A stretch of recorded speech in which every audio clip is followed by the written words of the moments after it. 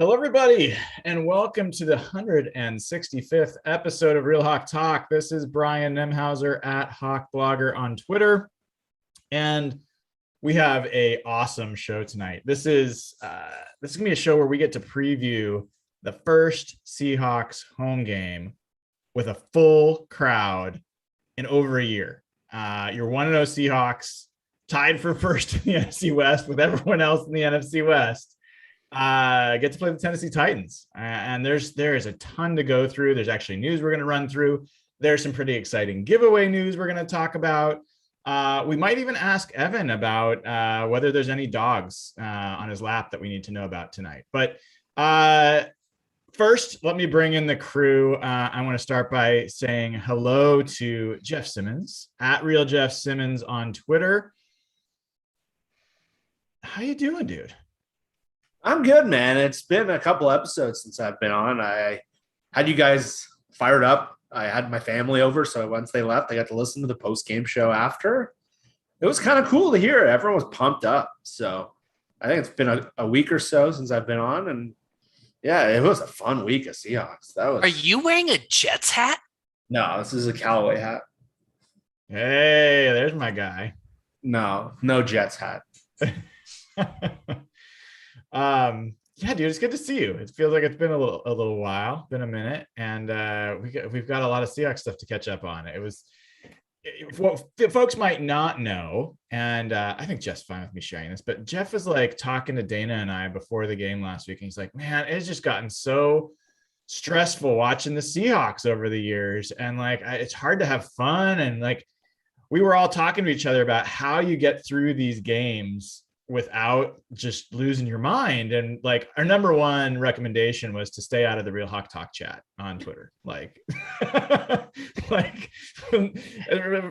almost all the time, like I'll be excited and then I'll go in there to say something to the folks, and someone will be complaining about the same thing I'm excited about. I'm like, shut up. So did you feel like you had more fun watching the game this week, Jeff? I did. And it might have been that it was maybe the least stressful Seahawks game, coincidentally, maybe ever. There was never a point where I was even remotely worried. But I just tried to go in with a different mindset. That did help. I tried to stay off like the negativity during the game, because I just find with myself, I get so worried about wins. I don't even enjoy these games until they're done. So I really just want to try to enjoy the game, and I got lucky there. It was easy. Yeah, it was interesting. Well, we'll get into this. Next, I'm going to bring on Dayna O'Gorman at Dayna OG. Dayna, you have other coping mechanisms you were sharing with us. You've talked to us about this before. Apparently, you decide that the third quarter is just not worth watching. That's just a normal thing for you. Is that right? I do often take the third quarter off. So especially if it's a really stressful game and I find myself really worked up and really, not being able to enjoy, like we were talking about with Jeff, any of it. I just take the third quarter off. I just go watch other games. Now, granted, I cover other teams too, so it gives me a chance to go watch a little bit of their live games, which I love. I just love football, so I can switch around. But just taking that third quarter off, most of the time, whether people like it or not, you head into the fourth quarter, and that's when things start to get good with Seattle, right? And so it just taking that kind of a break, like halftime, 15-minute football time off, it just makes a huge difference. It's something I could not do, but I understand and respect your ability to have that kind of self-control. That's impressive. Evan, you and I were chatting a little bit before this show at Evan Hittle HB on Twitter. You're actually thinking about coming up for this game. It's not likely, but you might just you're so excited you might fly up to attend this Seahawks game. Well, I don't know if you guys saw. It's like stupid cheap to get into this Titans game in Seattle. Like to get in the door, it was like $48. Like that is not a Seattle Seahawks home game. You can get lower bowl like for high 150s. Like what? That's so obnoxiously cheap that it's super tempting to fly up. It's obviously, I think the last Seahawks game I was at was actually with you, Brian. I think it may have been that Rams game. Isn't that when you decided you'd rather not go to games anymore? I started It was where I watched you be a lunatic too. Yeah, no, it's just like tickets aren't. I think people are probably still, put off by the whole COVID thing, which is reasonable and fair. So, but the Seahawks have put in place some good policy for the season, so it's kind of tempting to make the trip. It really is. Mr. William Cornell is going to be there. I'm going to be getting a chance to pregame a little bit with him, so I'm looking forward to that. Which usually isn't that big of a deal, but now that he's down in Austin, Texas, don't get as many chances to see that guy. So looking forward to that. And Jeff, have I ever been to a game with you? Yeah, I came up 2019. Me, you, and Josh went to a game. Okay, so you have experienced me at a football game. Yeah, it was actually a pretty lousy Seahawks performance, but I didn't get to see. Oh, that sounds familiar. It was Earl Thomas's return to Seattle, and they sort of just got their ass kicked. Yeah, Baltimore really and it was rainy. It was a rainy Russell Wilson game, wasn't it? And yeah, it was actually the pregame was fun. We did have fun. There was like 30 Seahawks Twitter members somehow. Yeah, that was fun. So there are some questions in chat because I did make this reference to the dog in your lap. Evan, it was shared by a audience member, a video of you during our last episode, and it looked compromising. Do you want to say say your piece about what was going on during that video? Yeah, I was watching highlights of the Tyler Lockett catch, and I just had to take some. I just had a natural reaction. Does have these. He has like 1 million dogs in his house. So he picked a really odd time to have one in his lap to be petting, and it is going to make for amazing meme content for a very, very long time. So I mean, did you watch the game on Sunday? Would your reaction not be the same? Can you blame me? On that note, if you haven't already, please click the thumbs up. It takes 2 seconds, helps the show out. Give us a like, click subscribe. We're almost at 7,000 subscribers. We actually might have passed it. We're really close. Trying to get up to 10,000 subscribers on the YouTube channel this season. And then this is a big one. More than ever before, you really, really, really should sign up at patreon.com/hawkblogger. A member of the Seahawks community, anonymously, we'll talk about whether this person wants to be named later, but has provided to me 2 charter club seats for the Seahawks Titans game. That is 100 level, 30-yard line seats for this game. And I'm giving them away. We are giving them away for free to a patron.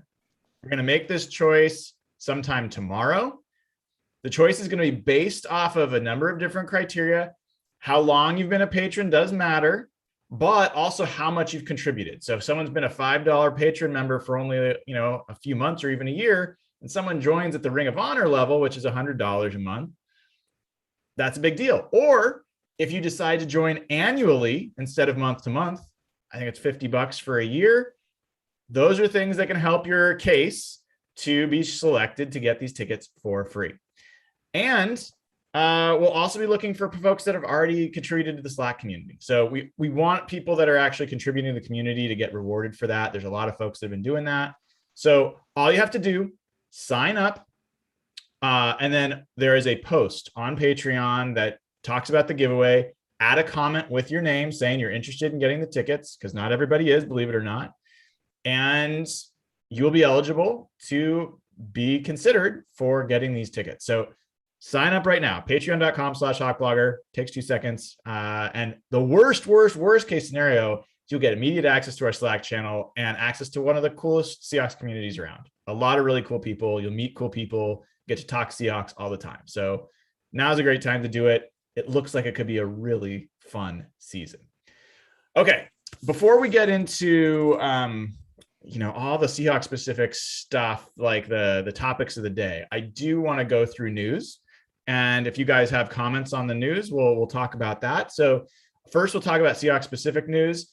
Ethan Posek to IR today. That's at least 3 weeks. He will be on IR. That means Dakota Shepley is now the backup center on the team. I would assume Damian Lewis is their emergency center since he played once last year.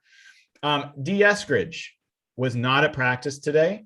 In concussion protocol, it is Wednesday. That likely means that he will not be available this week. Jeff, in my recollection, it's pretty rare for a Wednesday practice to be missed by a concussion person, that they then make it back that week. Is that everyone else that match your recollection? Yeah, it would have to take a dramatic turnaround. And usually Wednesday is the key day in the concussion test because I think it's a 5-day recovery period. So timing is pretty tight at this point. He got his head slammed pretty hard. So I thought this week was a long shot, to be honest. Yeah, that's a hard one. Good news, Penny Hart, who also was in concussion protocol, did practice today, or was supposed to practice. I didn't get final word on practice report, but Pete Carroll said he was going to practice. That means he could fill the de-Eskridge role potentially. Joe Radigan was added officially to the 53-man roster, took the place of Ethan Posek going to IR. Jordan Simmons was signed off of the Seahawks practice squad by the Raiders. Mr. Cable came back and got Jordan Simmons. That's the news of the day for the Seahawks. Dayna, any additional comments on any of that? Anything that stood out to you? I mean, while I hate to lose him, I'm excited that Simmons might play. I think that's good for him, good for his career, and a lot of people don't really understand that practice squad players are basically free agents. They can sign for another team anytime they want, and so it's not like he was stolen or taken. He just probably was offered an opportunity to play, and so that's make some money. So good for him on that. I'm excited to see Radigan on the 53. I think that's exciting for him. I think that he's kind of becoming a fan favorite. People are really enjoying, him and his story and everything. And so I think that'll be good. Good for the team, but it's good for him too. I'm excited for him. It's a really cool story. I mean, folks that don't know, he's in Army. If he did not make either the practice squad or the roster, he was going to have to go back to active duty. Mm-hmm. So, he didn't play until the final preseason game, and then toward the end of that game, and then just flashed like crazy. Jeff sent me a text. He's like, "Who's this number?" I think it was like 59 at the time. I'm not sure, but who is this guy? And so, pulled it out at the last minute, and then manages to get on special teams. Had a special teams tackle in his first game against the Colts. So that's a cool story. And who knows? Who knows how that ends up playing out? Jeff, anything else? Jeff, Evan, any concerns about the Ethan Posek injury, or is this non-news? We'll move on to bigger topics. What do you guys think? For now, I think Kyle Fuller was okay on Sunday. They rotated snaps throughout the entire game until Posek got hurt. So we'll see what happens. It's a bummer because what can we expect from Dakota Shepley if Kyle Fuller goes down? But mostly not news, in my opinion. Yeah, I think your guy Phil Haynes will be activated. He'll be one of the two guys called up on game day. So, especially with Simmons off the roster, I think Haynes will be up for this game, and I'm just happy they don't do that charade of rotating centers again. I found that incredibly infuriating. It was just weird. Yeah. Ethan Posek, when he played this week, was bad. Yeah, he got trampled. Yeah, and I don't know, but he looked lighter to me. He looked significantly lighter than what I remember him being last year. He was never a stout guy, and that's one of the things I've never liked about him is, and I'll give credit to Nathan on this. Nathan, has said initially, people don't, linemen don't tend to get, more stout. Either they've got sand in their slacks or they don't to begin with. And that seems like the case with Posek. He's not a stout lineman. And I was not happy to see him in there. And it was interesting. Kyle Fuller ended up being, at least by ESPN's metric for pass block win rate, 100% this week. So I think it was noticeable when Posek was in there. Okay. Other quick news before we get into the other pieces, NFC West news. For folks that haven't heard, you should have heard by now, but the 49ers not only lost Jason Garrett, their best starting cornerback for the season, but Raheem Mostert, their starting running back, who ironically a number of 49ers fans were like arguing with us was better than Chris Carson, which is still a debate they can have if they want, but was announced initially as being out for 8 games. But he came out, interestingly, not the team, and said, nope, I've decided to take a surgery and I'm going to miss the whole season. So the 49ers are without their starting running back for the season and their starting cornerback for the season. And in a division like the NFC West, and in a league or in a season now that is 17 games and not 16 games, injuries are a really big deal and depth is a really big deal. So Evan, any thoughts on the impact of those injuries for the 49ers? Yeah, I think the Mostert loss isn't a huge loss. I think he's mostly replaceable. They did give him that recent extension, I think a year ago, for a couple of $1 million just to keep him happy. There's a lot of Niner talk going around that he won't be back next year just due to his cap hit. So it's very possible that was the last time we'll ever see him in a Niner jersey. But the real obvious catastrophic injury is Jason Verrett for them. He was their number one corner and obviously an immensely talented cornerback that has really struggled with some crazy injuries throughout his career. I think he's torn his ACL like 3 or 4 times. It's absolutely insane. They gave him a decent contract this offseason, sort of a prove it deal, but definitely some guaranteed money in there. Their cornerback group, their secondary is a real weakness on that team. I think I don't know if other Seahawks fans are this way, but when I think of the Niners, I think of a really strong defense. Their defense could be a legitimate liability this year. We're talking like they could be bottom 10.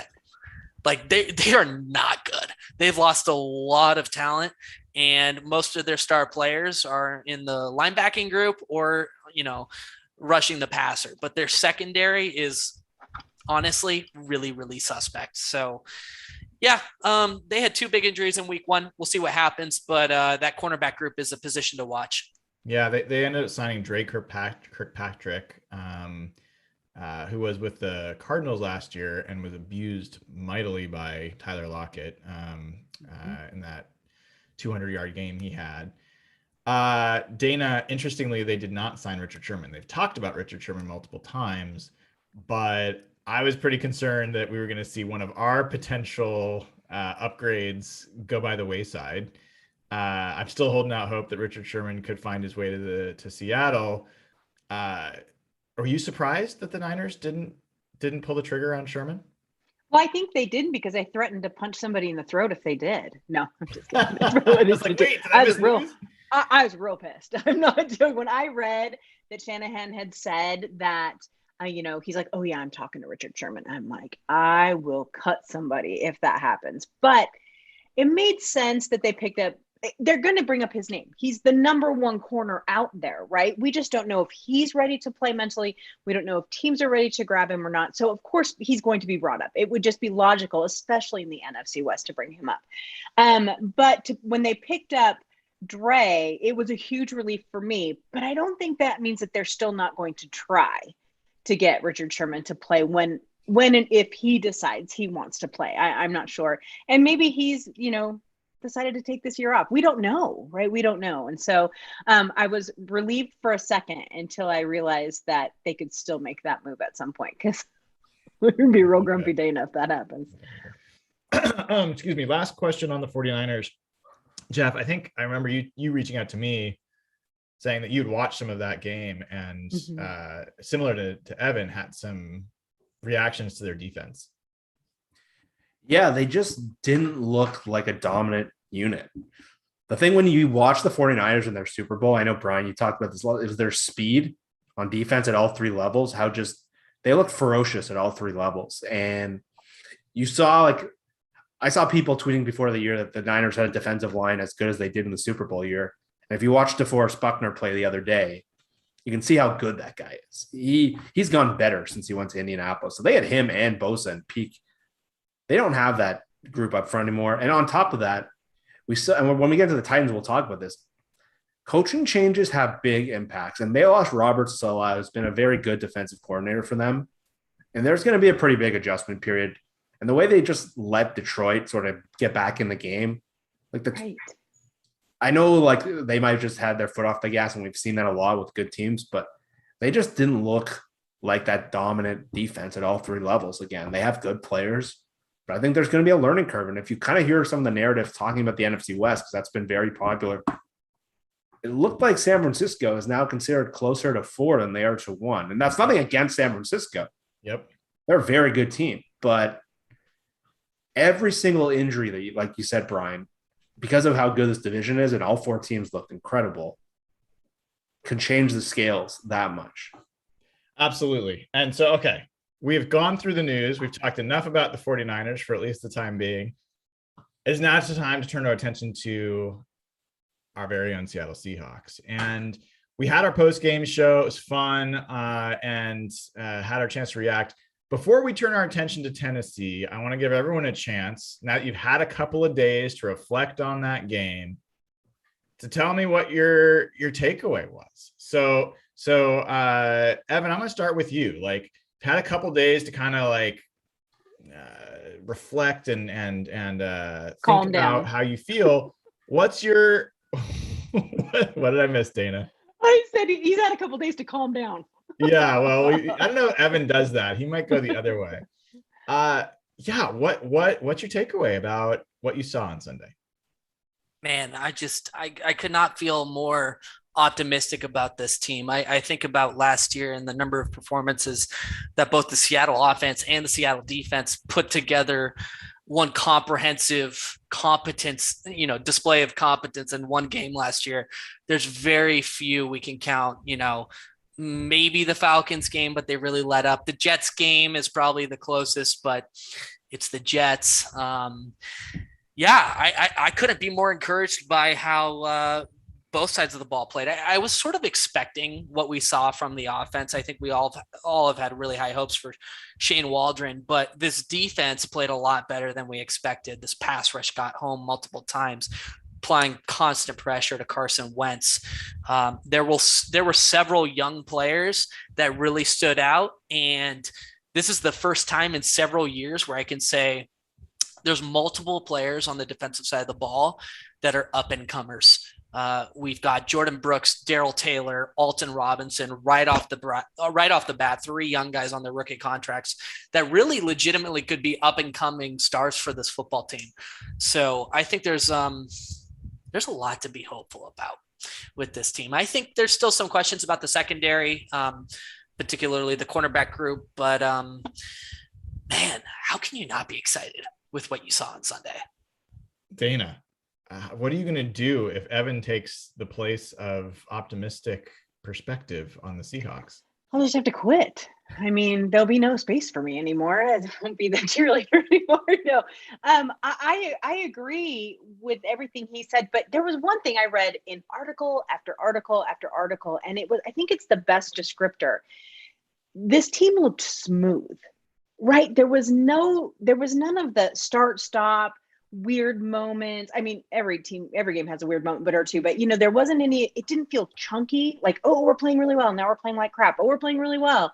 It just felt smooth from beginning to end, and I think that was probably the most noticeable difference for me from last season, because there was always explosions, especially at the beginning of last year, but this year there were explosive plays, but it just seemed to fit in with the narrative of the game. It was really fun to watch. Yeah, I think that's a great point, because you think about it, Dayna, what are some of the criticisms you've heard about the Seahawks? They don't start fast. You got to win the game in the fourth quarter. It's a stupid philosophy. They should start fast. Well, they scored 21 points in their first 3 possessions or 4 possessions, whatever it was.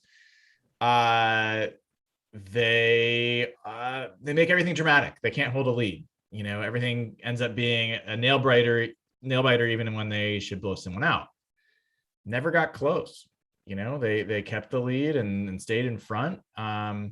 They get too focused on one thing or another. They run the ball or they just pass the ball. They don't mix it up. They mixed it up. They don't involve enough of the receiver. Like, almost everything we've heard about the Seahawks as a somewhat legitimate criticism, check. Mm-hmm. And so it really did. I mean, the word that came to mind for me, it was a professional victory. Like, it was workmanlike, although that word doesn't really fit as well, because when you're throwing 69-yard touchdown passes on a dime and making over the shoulder catches, like, and you're shoving people into the ground and you're smacking people, that doesn't feel workmanlike. That felt flashy at times, but yeah, like they went out and they did their business. It was a business trip and they came home with the W. So I agree. I think that was definitely noticeable. Jeff, how about you?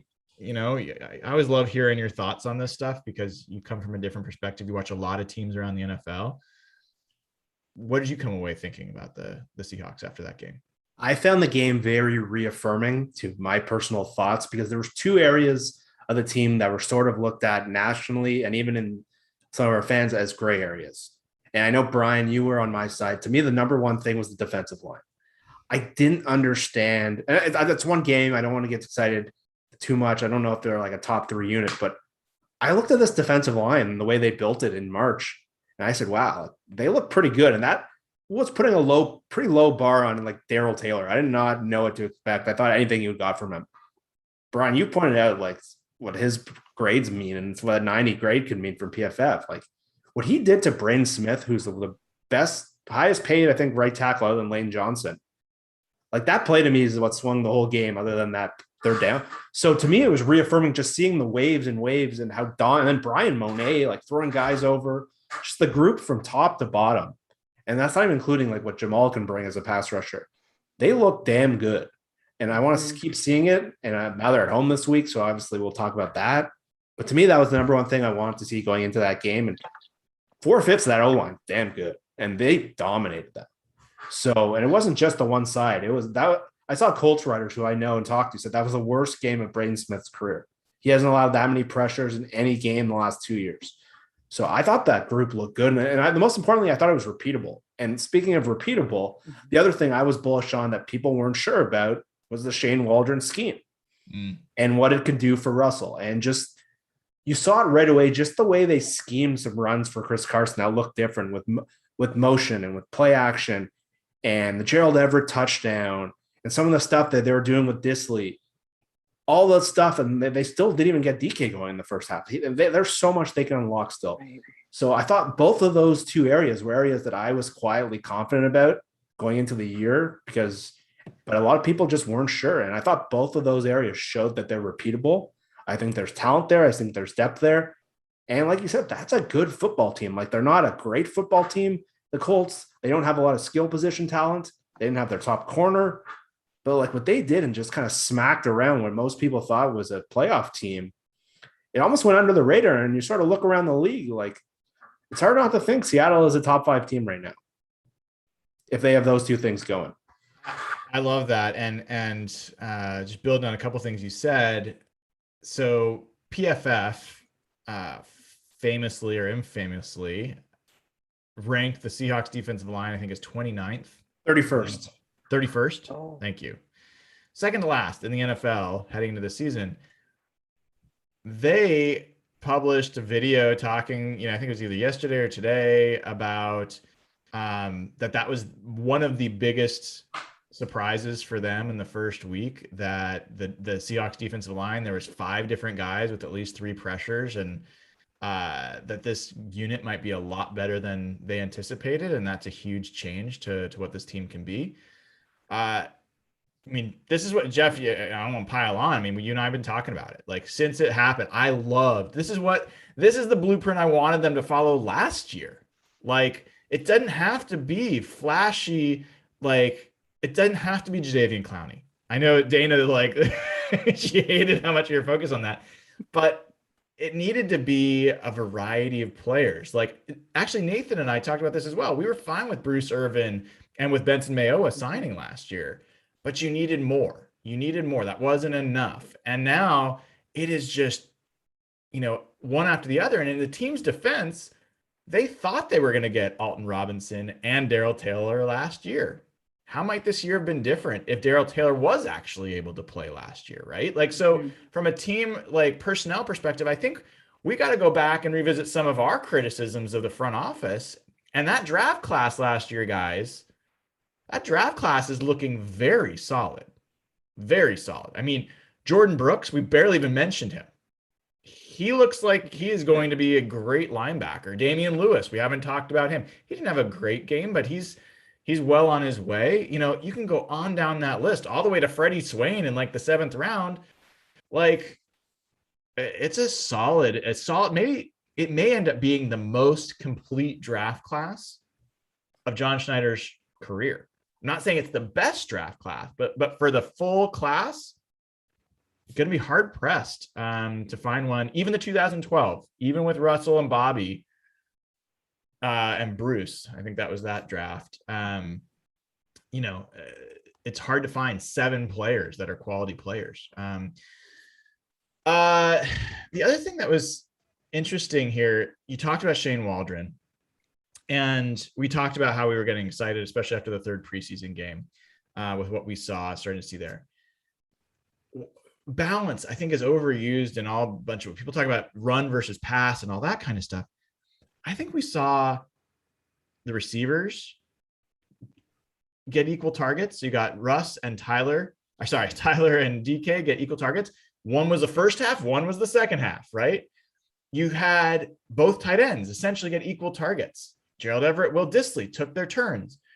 You had Chris Carson, running backs, getting targets, and they were short left, short right, intermediate, deep. Like, you saw all of that. And you saw the running game in the middle, you know, toss plays. You saw end arounds. Like, I don't think you can be more complete in terms of covering the field horizontally and vertically and across all your potential targets than the Seahawks were in that game.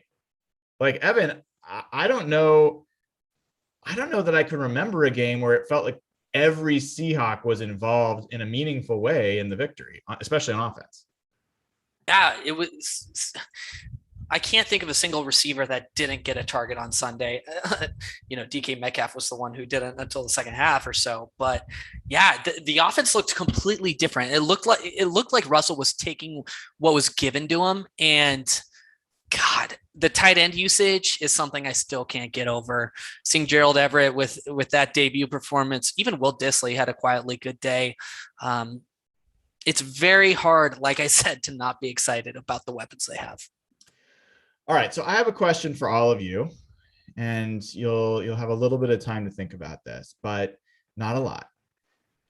Now that you've seen the team, you've had your reactions, I want to hear specific player. You each get one choice, a player that has most in the first game, most outperformed the expectations you had. And by the way, you can say the same player that someone else did. I don't think there's any problem with piling on and saying, yep, we're really excited about this specific player. So take a second and think about it. I will start just to give you guys a second and on this front. I'll leave the most obvious to other folks, but I'll pick a somewhat obvious one. I think Rasheem Green for me, or Raheem Green, depending on who's calling the game. Look, he played well in the preseason. We've seen guys flash in the preseason. We've seen Rasheem Green do things before, but the way that he was able to impact that game from the inside and the outside, I think I saw just before the show, he was maybe like like a top 5 interior defender against the run, according to PFF this week. We didn't even talk about his run defense because he was doing so much pass defense. He also had 2 passes defensed, like knockdown passes, tackles for loss, sack. Like, this guy's still 24. Like, I think people forget how young he was when they drafted him. And he looks like he could pop and be a meaningful part of that line. And that's huge. If he's like the low end of the line, like, that's just a big deal. So that was, for me, a guy that stood out. Dayna, if you had to pick one person offense, defensively, that really outperformed your expectations. I'm actually going to go offense. I think it was Eskridge. I think that I mean, I know he got hurt and everything, but I just really didn't think in the first half, with Tyler getting all of the attention, I thought, well, Eskridge is down the line because DK is going to get in there at some point. It's just going to be between the two of them. But I thought that he played pretty well. He didn't look lost on the field, if that makes sense. He looked like he knew exactly where he was supposed to be. And a lot of times with rookie receivers, there's a couple times where the ball goes this way and they go that way, right? Like, so, and I didn't see that with him.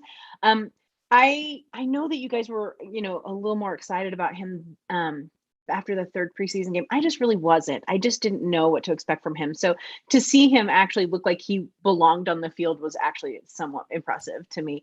The defense did exactly what I thought they were going to do. So I'm not trying to be a know-it-all in any way, shape, or form, but every single one of them, I'm like, that's the boys. I knew it. I just had a really good feeling about that group. Love it. Well, I'm impressed that so far you haven't brought up how close you were on prediction. Listen, you guys give me a bad time about that, but score predictions are a big deal to me, and I'm still really pissed at the Colts for going for 2. I'm just going to say. Jeff, player that most outperformed your expectations in week 1. I think I have to go with the obvious one, Darrell Taylor. We were worried about him playing linebacker. He showed some really unique athletic flashes, and especially in the last game, you saw what he can do, but to see him physically destroy one of the best right tackles in the NFL, that play was mesmerizing, where he just completely blew by that guy and sacked the quarterback simultaneously. I knew he was going to flash this year, but he looked like Frank Clark and like at his best. And obviously he's not going to play like that every game, but he just looks different than the rest of their pass rushers just in terms of athletic ability.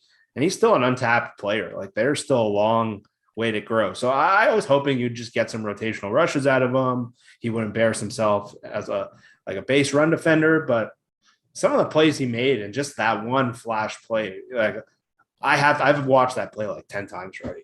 I can't stop. And like there's more. Green's a great one. Brian Monet probably had the best game of his career. Chris Carson looked great. We haven't really talked about him.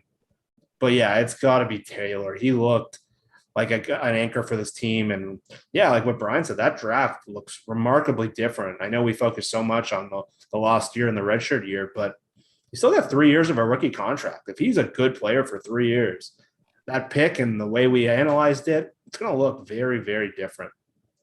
It makes you realize why Pete Carroll was in such a hurry to get him back last year, and that he was so frustrated that he couldn't get him on the field last year. If this was the player he was seeing, it makes sense why he wanted him on the field last year, especially. Yeah, he's just a different athlete from sort of what he said with Eskridge. Like when Eskridge gets the ball, he looks like he's shot out of a cannon.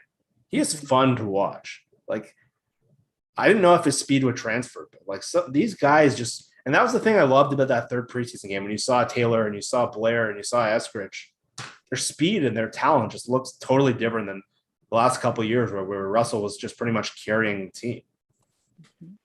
Evan, player that most outperformed your expectations for the Seahawks in week 1. Probably Darrell Taylor. Yep. I think I apologize if somebody already said that name. No, that's fine. Jeff just said him, but that's the point. You can pile on because he deserves it.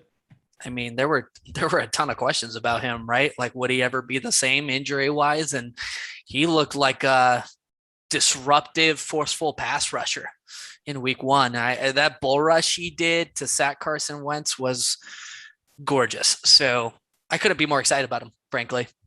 And actually, by the way, I don't know if we've really talked about the Titans game yet, but the Titans right tackle situation is actually, I know all the focus is on Taylor Lewin right now, but the right tackle position for the Titans is a real legitimate liability. Darrell Taylor could have a big game on Sunday. And if the Seahawks win on Sunday, I would almost bet that Darrell Taylor is a big reason why.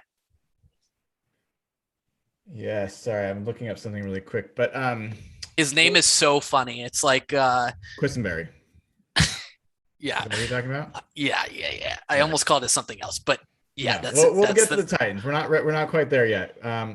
But just to pile on what Jeff was saying about Darrell Taylor, and I will add to that Alton Robinson. So Alton Robinson came in there at the tail end. A lot of people didn't see it, but he had 3 pressures and 5 pass rush attempts. He ended up with a 93 pass rush grade from PFF. The only, I mean, just to give folks an idea of the type, like it's not a normal thing to get 90 and above for pass rush. I like, even though it's one game, like just one game, here are the guys this week that have a 90 grade in pass rush and better. Max Crosby, Chandler Jones, who's going to be defensive player of the week for sure. Alton Robinson, Yannick Ngakoue, Joey Bosa, Daryl Taylor, and Carl Nassib. 2 of the 7 are Seahawks players. 2 of the 7 are Seahawks draft picks from last year. That's incredible. And all the rest of them are Pro Bowl or all pro level players. And just to go even further, if you go to last year, week 1, the only 2 guys that were 90 and above pass rush, Josh Sweat, Joey Bosa. The year before, Terrell Suggs. The year before that, Yannick, Dante Fowler, Brandon Graham, Calais Campbell, Nick Perry, Junior Gillette, Melvin Ingram. So it's not nothing. It's not just, yes, small sample size. Totally get it. Doesn't mean that everything's going to be golden, but just being able to peak in one game to that level of pass rush productivity does matter. It matters to show what their ceiling can be. And so I think that's part of what's really exciting about what we saw with those guys. Okay. Let's turn our attention to the Titans and what we're going to see heading into this game. So, Evan, you started it off. I'm going to ask Jeff, if you can. You were watching some of that Titans game. You were sending us notes about it. You're like, this doesn't look good for the Titans. And it was even before it all started falling apart. And you started by talking about the offensive coordinator. Say a little bit more about what you were noticing on that side of the ball. Yeah. So one of the things that I was very curious to see with Tennessee was how they would look without Arthur Smith, who was one of the most regarded offensive play callers in the NFL. Didn't have a great start as a head coach in his first game, but what Smith was known for is the way he used play action to sort of unlock Ryan Tannehill, who had sort of been a fringe player before joining the Titans. He was a bust in Miami. And the play action game and how the running game was used to complement the passing game was a big thing for them, because if you've watched the Titans over the years, game script is really important to how they play. If they get behind and have to become a pure passing team, they don't function very well. And this week, their new coordinator came in and basically eliminated the play action game. So Arizona had an easy time going against the run. They took Derrick Henry out of the game.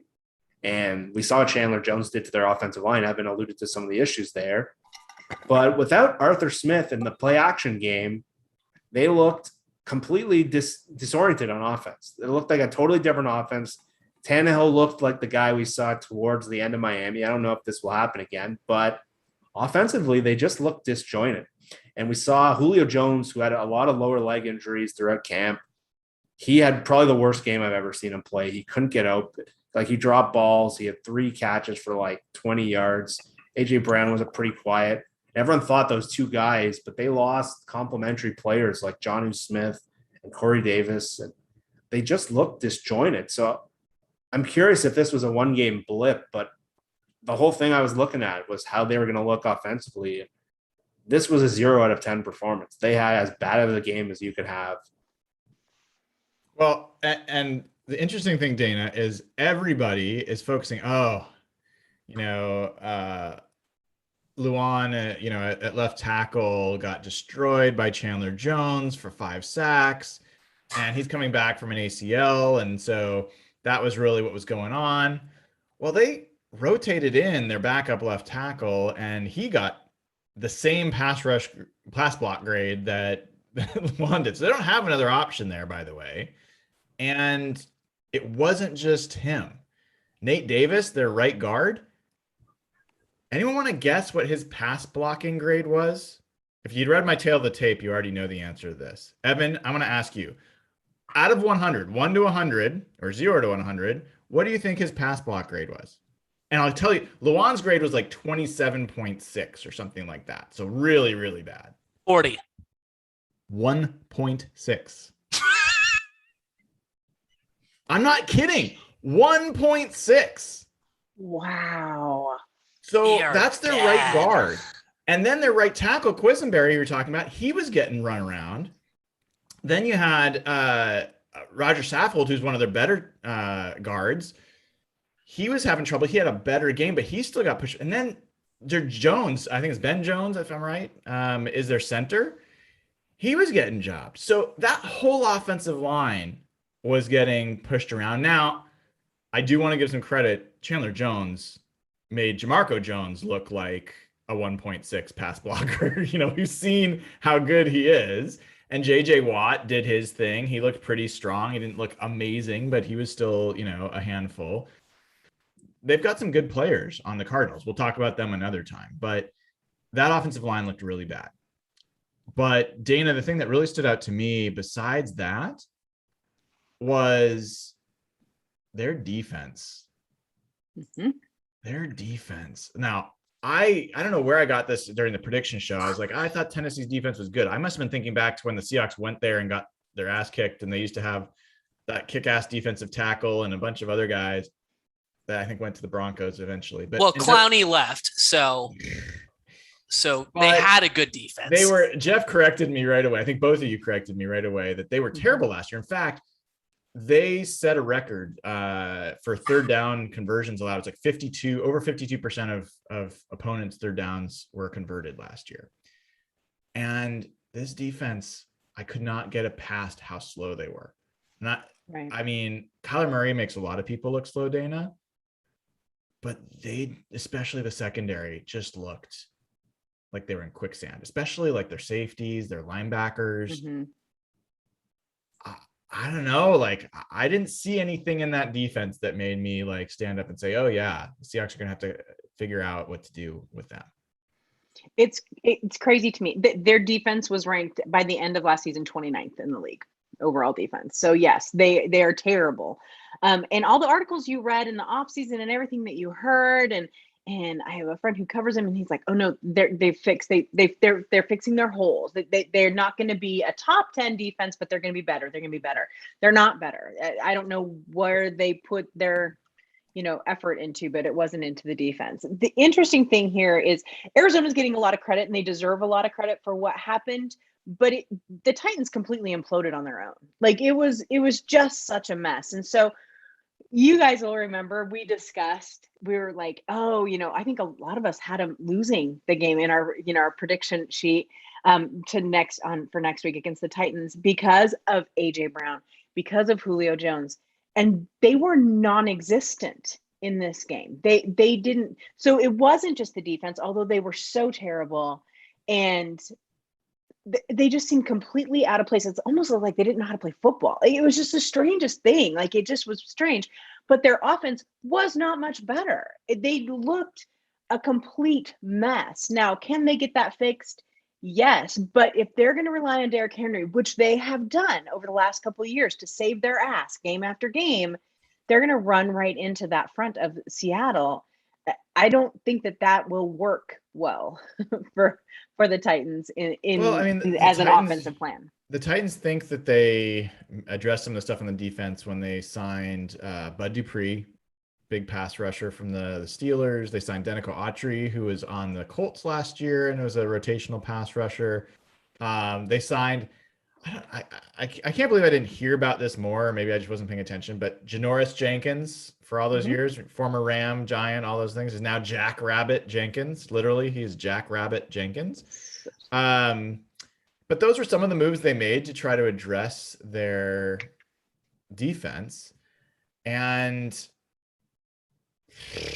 I mean, Jack Rabbit had a pass coverage grade of 46. Elijah Molden, their nickel corner, had a pass coverage grade of 32. Jeffrey Simmons is like one of their best. Don't you like that, Jeff? They got a Jeffrey Simmons on their team. He's actually one of their best players, interior line, but he's a run stopper. He's not really a pass rusher. And I don't get it. I don't get it. I don't get what their plan is there. And I think they're going to struggle. You saw someone like DeAndre Hopkins just have his way. Christian Kirk, was, playing his head out. So anyway,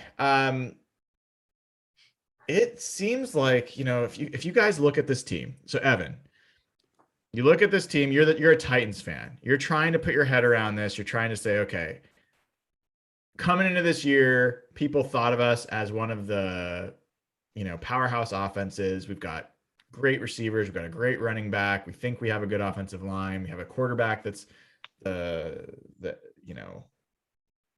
Above that. sweetheart of all analytics people, right? It's interesting. How would you describe Ryan Tannehill?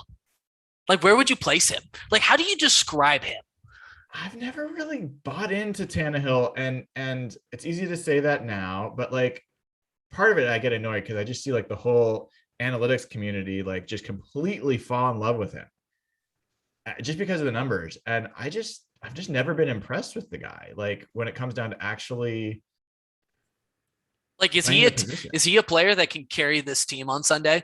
If his defense is, That's the question I'll ask you. Like, okay, knowing what you know as a Seahawks fan and what you know of the Titans, what do the Titans do? Like, what do they come in here? What's their plan of how they come in here to beat the Seahawks in Seattle? You got to hope that our pass rush, well, the prayer is that their offensive line can hold up, because if they can, then maybe they have a chance attacking our secondary. They've got phenomenal, threats across the board. Julio Jones, AJ Brown, they got tons of guys all across the board that they can attack us with. But their offensive line played so poorly in week 1 that it really feels like a distant hope. So it feels like a high scoring game, and I'm just not sure the Titans can keep up with how their offensive line has played, at least. Jeff, I mean, you're Mike Vrabel, or whatever the name of their OC is. I can't remember. Do you come in here and bet the game on Derrick Henry, or do you bet the game on your biggest advantage, which is likely, AJ Brown and the receivers in general against the Seahawks cornerback group? It's really tricky because it's clear where their advantage is. It's the receivers against our corners, who didn't really get tested last week, and none of them looked great. I was surprised the Colts didn't really do that more, but the only issue with that is they're not a good pass protecting team. So playing that game is going to be tough for them because across the board, they have pass protection issues. So unless it's all quick stuff and play action stuff, for them, I think it's game script. So I think they're going to have to try to be really balanced and hope that their defense could keep it a physical game. Because if you mentioned some of the guys they have on defense, they're better in the physical game, like Simmons or Rashawn Evans or Autry. Those guys are physical, jackrabbit, but they're not speed players. And if you saw what Christian Kirk did to them and what Hopkins, like that's what Lockett and Metcalf win. So I think their only chance really is to have to go up tempo and throw. And they can't rely on Derrick Henry, because if they get put in bad situations, they look like a team that could get boat raced. And if I'm Vrabel, I'm coming out, I'm hoping that you can motivate the team after they got embarrassed, and that you're going to go after these corners, and the two outside corners versus their receivers on paper looks like a huge mismatch, but every other spot in the game to me looks like a mismatch for Seattle. Yeah, Dayna, I mean, there's no doubt, like, I've not forgotten who our cornerbacks are, and I've not forgotten how amazing AJ Brown is. And by the way, really important note, a guy that they didn't have in the first week that I think is important for their attack is Josh Reynolds. So their tight ends are not very good. Jeff Swain's like not going to scare anybody. But they didn't have their third receiver. Josh Reynolds, he played for the Rams. We've seen him. He's a quality receiver. We talked about maybe wanting to get him in Seattle. He signed a pretty big deal with them. And so they're going to have their full force receivers. Josh Reynolds practiced today, full participation. Do you see, like, if you come in and you say, okay, we're going to work through Derrick Henry, we're going to establish Derrick Henry as objectively as you can, how do you think that goes against the Seahawks defense? Do you feel like the Seahawks defense is up for the task of slowing him down? I do. After what I saw from last week, I do. And I don't think that game plan is going to last very long for the Titans. They can try and establish it, but once Russell Wilson starts scoring touchdown after touchdown, you're not going to stick with your run game, unless for some reason he is just burning everybody, which he might get he's Derrick Henry. I mean, we have to give him his credit, right? So he'll probably get a couple of really, a couple of good runs, some longer runs, but it's not going to be consistent enough to be able to keep up score wise with Russell Wilson as he's throwing these amazing passes that he has been throwing and being as consistent as he was. And even if Derrick Henry were to get there, adding Reynolds isn't going to change the fact that you have AJ Brown and Julio Jones, and they couldn't get it done last week against the Cardinals secondary. And so it makes you wonder, I mean, just adding the third receiver, it shouldn't really change that all that much.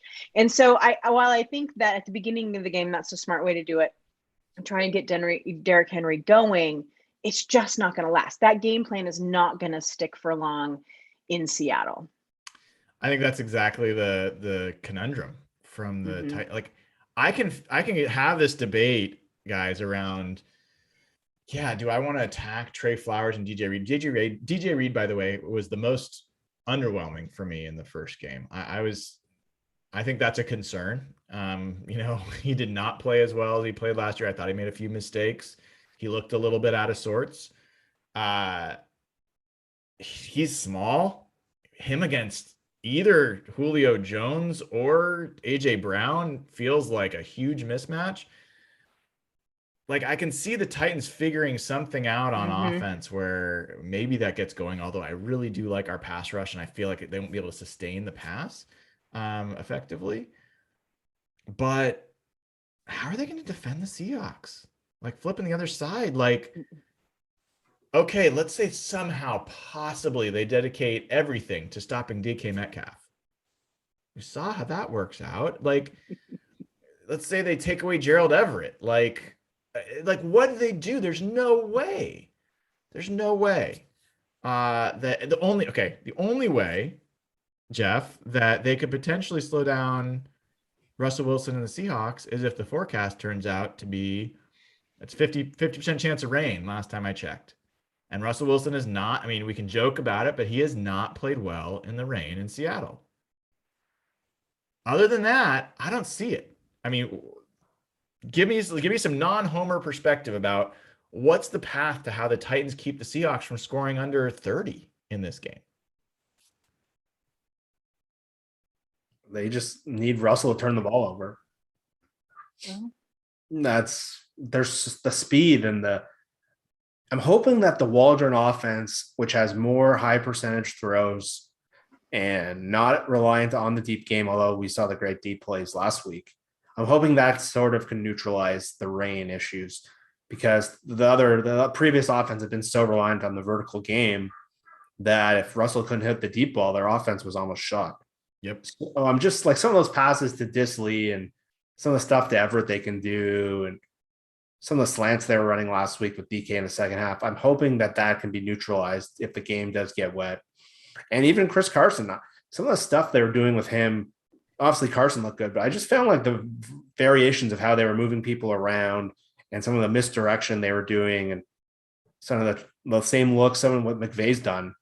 I think that really opens up things for the run game if they want to go that way too. So I just like to see the different variety out of the same looks and how much motion you were seeing in the backfield. I think that might be able to help where they're not so reliant on deep ball if it does get wet. Yeah. So Evan, I mean, we're just kind of going through what is the possible way for the Titans to slow down the Seahawks on offense. Don't have a great answer for that other than, well, did you see what their answer was today? What? Stop the run. Where did you see that? Let me see if I can pull up the quote. Actually, it was remember that SI beat reporter for Seattle that went to the Ben Arthur. I think that's his name. Great dude, by the way. Phenomenal reporter. Been on the show, friend of the show. He has been on the show. We should have brought him on tonight. Why did we not do that? Because whatever. Play Tennessee time. So it sounds like their DC said this. They say stopping Russell Wilson led Seahawks offense starts with stopping their run game. Huge emphasis on taking care of business on first and second down. So Chris Carson is their focus on Sunday. Good luck with that. Yeah, I don't know if people saw, I tweeted out earlier tonight, the Seahawks had the second most successful offense in the NFL in week 1. And that included, I think, the fourth most successful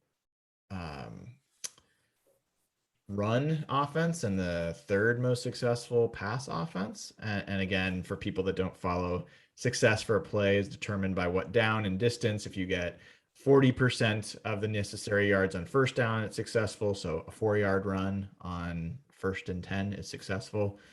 I think it's 60% on second down and 100% on third down of whatever yards you left. So anyway, yeah, the Seahawks have been really balanced, and it's going to be hard to pick one of those things to stop. Rashad Penny has not been practicing. It doesn't look like he's going to play. I think we should expect Alex Collins this week. Is anyone else excited about that? Yeah, I think that'll be an interesting, because we all have been somewhat high on Collins, right? Like we feel like he fits in well here, and we want Rashad Penny to do well. But if you have to have someone come in, Alex Collins is definitely not, a bad choice. I think that he'll play well. But to be honest with you, Chris Carson looked fantastic last week, and so hopefully he can continue that. And DJ Dallas did fine, and for what he needed to do. But I think Collins will add another dimension there. I think that's exciting. I don't know. I feel like once Collins gets in there, there won't be another back that gets back in there. I think Collins will establish himself as the guy that takes those snaps the rest of the year. I don't think he's going to let it go. So I'm looking for, look, I know I'm clearly excited, partly because I can't wait to go. But I mean, I haven't been able to go to a real Seahawks game, and so many of us have not been able to attend a Seahawks game in person for so long. And so many of these players, Jamal Adams has never played in front of a full Lumen Field where they're cheering Carlos for Dunlap? him. Carlos Dunlap hasn't. You can go on down the list. Darrell Taylor hasn't. Alton Robinson hasn't. A lot of these guys haven't experienced that. They're going to be on fire. And then you got guys like Alex Collins and Chris Carson who are going to be running people over. I just feel like this is a game that honestly I picked as a loss to start the season. Before, I was yeah, I don't like this matchup for our corners. I just don't see it. I overestimated the Titans defense, I think, and I underestimated the Seahawks defense and offense. So look, we haven't gotten to predictions yet. We'll get to it in a little bit, but everyone's in the chat. I see all these people you guys are so overconfident, you're jinxing it. First of all, fuck jinxes. I don't believe in jinxes at all. Whatever fans say has no bearing on what happens in the game at all.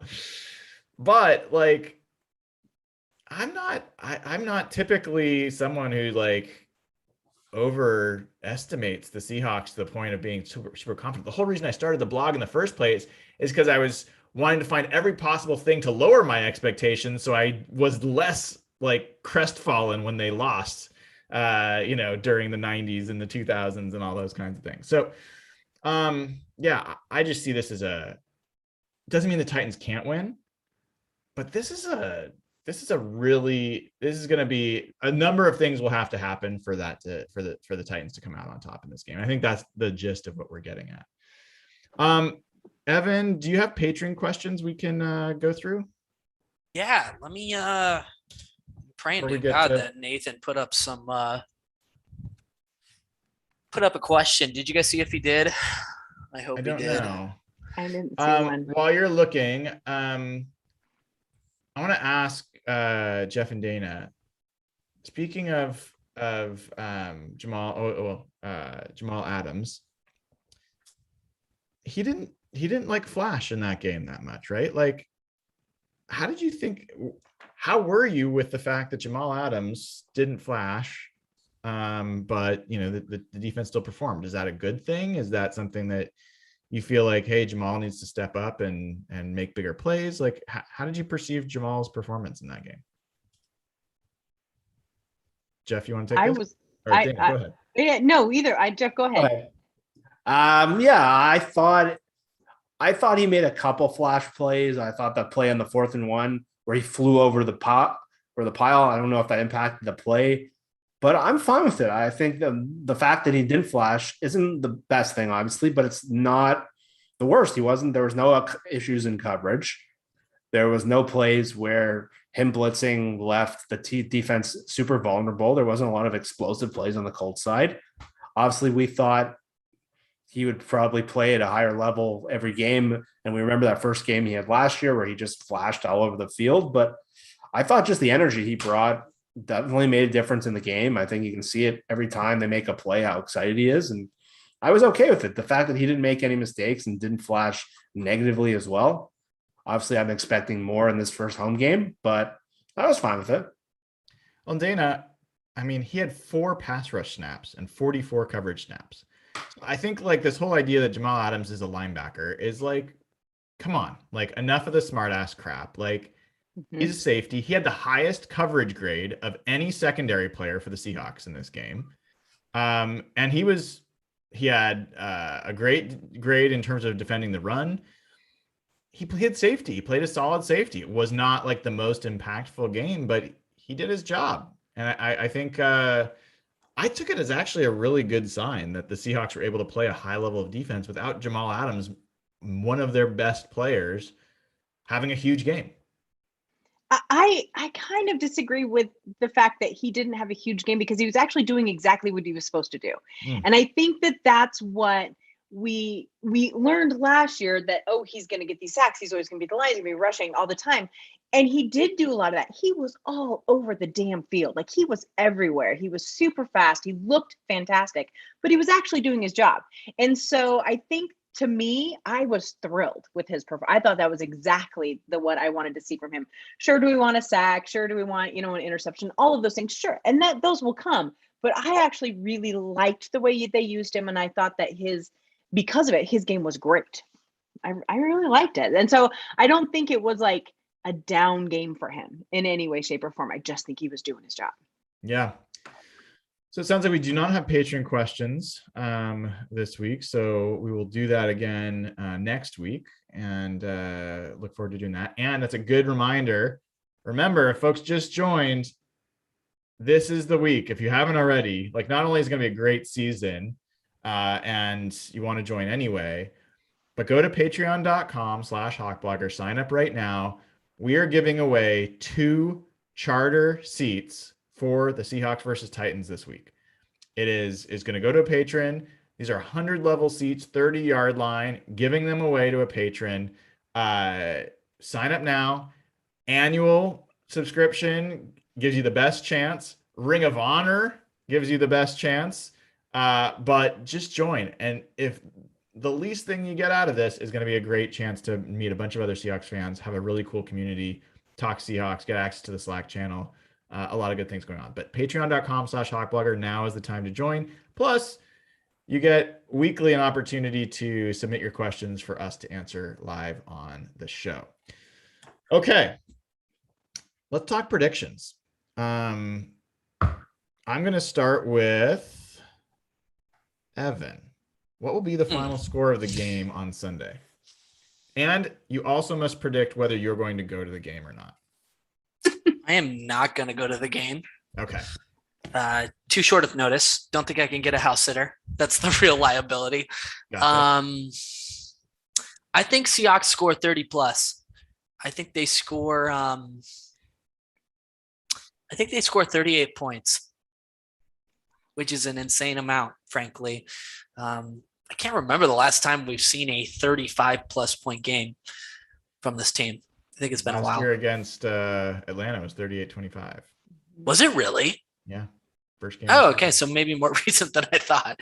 I'm going to go 38-16. I think they completely blow them out. Okay. Jeff. I'm a teeny bit worried about what Mike Vrabel does after they got their ass kicked. That always makes me a little nervous. However, just going through the matchups and the fact that this is first Seattle's home game for so many players, and what that can do for the pass rush, which is already an advantage, and what that can do for some of our energy players, I think this does have potential to be an ass kicking, a boat racing. But I'll go 34-20 Seattle. Okay. And Dayna, by the way, before we go further, I'll give you the quick. So last year, Evan, the Seahawks scored 40 points against the Jets, 40-3. That was after they lost to the Giants, and I lost all confidence in the team. They also had 37 against San Francisco earlier in the year, 38 against Dallas, and 38 against Atlanta. All right, Dayna, prediction. Yes. I know that everyone pay close attention because Dayna takes this very seriously, and she will let you know exactly what the score is going to be. She's very good at this. I'm not really all that good at it. I just really want to be good at it. You're pretty good. I've noticed how many times you've been pretty close. So you're good. Damn, freaking Colts. Okay, 1 point off. I'm kind of feeling what Jeff's saying. I was thinking, 31, 34, but since he went 34, I'll go 31 for Seattle. I'm really struggling whether or not there's just going to be a crap ton of field goals out of the Titans, or if they're actually going to sneak a couple through. I'm going to go. I'm going to give them a little more credit. I'm going to go 31-24. I think I'm wrong, though. I think it's probably going to be 31-13, but I'm going to give a little more credit. 31-24, that's what you're going? Screw it. I'm just going to go 31-13. Okay. I like that. I want to give two predictions. I'm going to give the if it doesn't rain prediction. Okay. If it doesn't rain prediction, it's going to be 44-20 Seahawks. And I think a lot of those points for the Titans are going to come late. If it does rain, I think we're looking at like 27-16. So those are my two predictions. Cheer for sun. I think a wet, mucky game helps the Titans. Make it a messier game and keep it closer. Something we did not talk about, special teams. Their kicker last week missed the extra point, missed a field goal, and got cut. And so they don't even have a kicker right now. They have someone on the practice squad that they're gonna activate for the game. Their special teams was wacky. They did actually convert a fourth down. They faked a punt on their own 30-yard line. So Vrabel will don't be surprised if he pulls out all the stops to try to get this game, because they don't have the advantages they need otherwise. But yeah, let's have fun this weekend. Let's have the Seahawks allow us to continue to believe what they're building, because they've got a lot of the pieces. I think the exciting thing for all of us this week is not only all the good stuff we've talked about, but we're going to find out a team that can really challenge our cornerbacks at the position that we feel the least confident in. How big of a problem is that? We're going to find out this Sunday.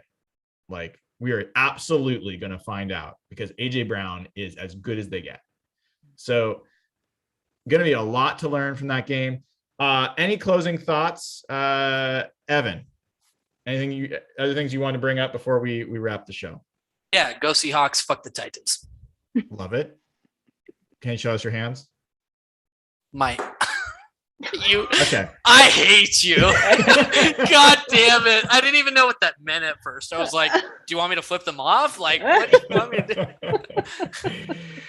Dayna, any closing thoughts?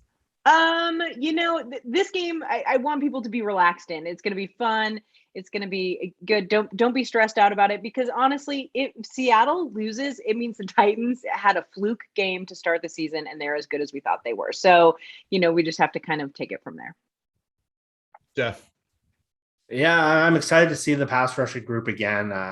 These next couple games are against two of the weaker offensive lines. Minnesota, I don't know if you saw them play the other day. They looked awful on the offensive line. So I want to see this D-line keep rolling and see them play at home.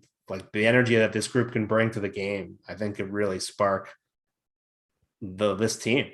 If you combine offense with a great defensive line, that's That's going to be a very, very good football team. So I'm pumped to see them play again. I love that. And that kind of triggers the thought for me of the things that are going to make me even more excited coming out of this game, like the things that will like give me more confidence. The cornerback thing we talked about, if the pass rush can do it again, even though it's a bad offensive line or that they've had some trouble, like seeing that be a factor consistently and seeing players like Darrell Taylor be a factor consistently.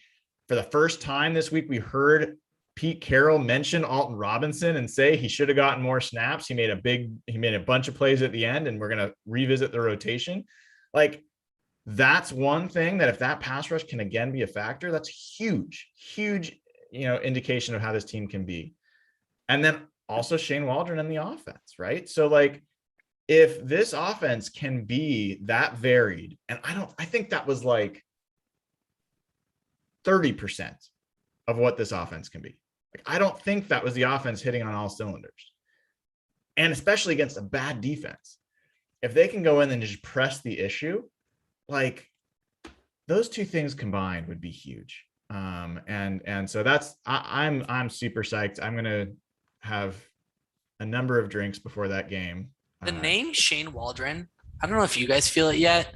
It's just such a deeply erotic term already. You've seen him, right? He looks like a Cub Scout dad. Like, he doesn't look like. I said what I said, Dayna. Okay, I'm gonna let it be, but I'm deeply erotic term. Were you a Cub Scout when you grew up? I was not a Cub Scout, but maybe I should have been one. I don't know. Yeah. Yeah.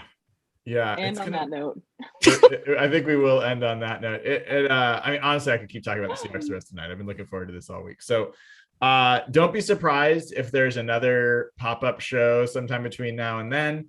I am going to be doing the show with Softy on Friday. He and I will start our separate, related podcast again. So subscribe to the channel, be aware when that goes live. It'll probably be around 1:00 on Friday.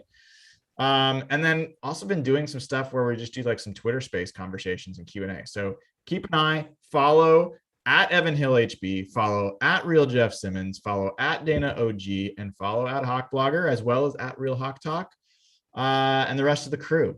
Lots of great stuff. Looking forward to doing the giveaway tomorrow. Patreon.com/Hawk Blogger. Thank you, everybody, and go Hawks.